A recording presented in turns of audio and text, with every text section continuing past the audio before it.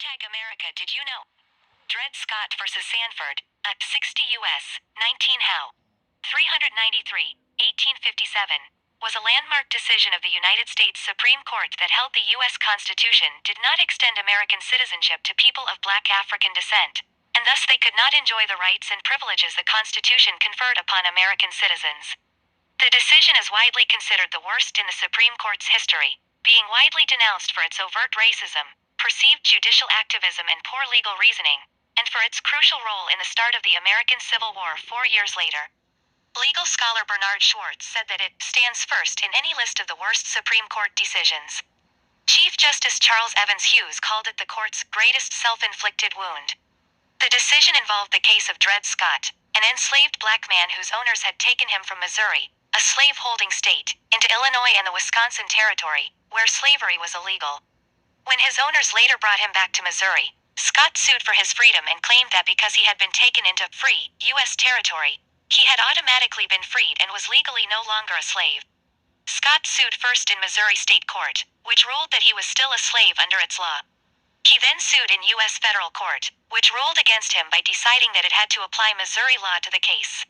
He then appealed to the U.S. Supreme Court. In March 1857, the Supreme Court issued a 7-2 decision against Scott.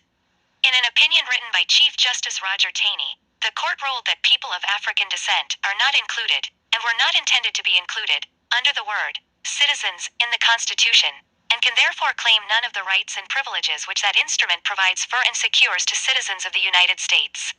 Taney supported his ruling with an extended survey of American state and local laws from the time of the Constitution's drafting in 1787 that purported to show that a perpetual and impassable barrier was intended to be erected between the white race and the one which they had reduced to slavery.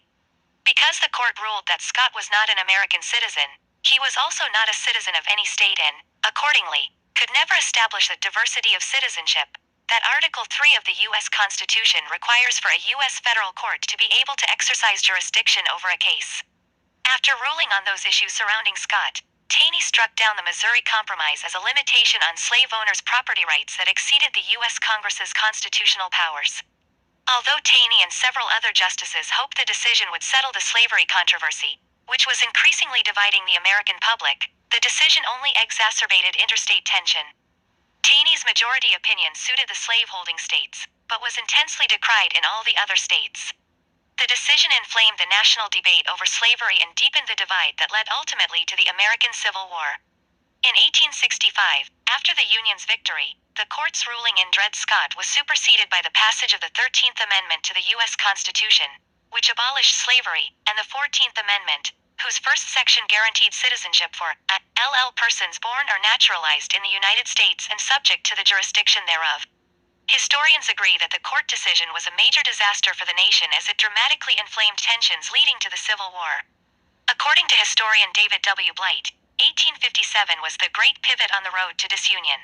Largely because of the Dred Scott case, which stoked the fear, distrust and conspiratorial hatred already common in both the North and the South to new levels of intensity.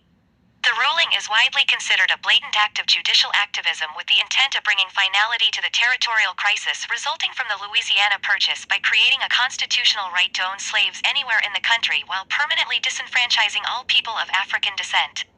The court's decision to overturn the Missouri Compromise, which had already been replaced with the Kansas-Nebraska Act and thus was a legally moot issue, is cited as proof of this because the latter act was determined by the due process of popular sovereignty, and thus could not be overturned the same way the court did the Missouri Compromise. During the United States election of 1860, abolitionists formed the new Republican Party, which rejected the ruling as being corrupted by partisanship and non-binding because the court had no jurisdiction. Their presidential nominee, Abraham Lincoln, stated he would not permit slavery anywhere in the country except where it already existed, which directly contradicted the court's ruling. His election is considered the final event that led the Southern states to secede from the Union, igniting the American Civil War. #things that make you question everything.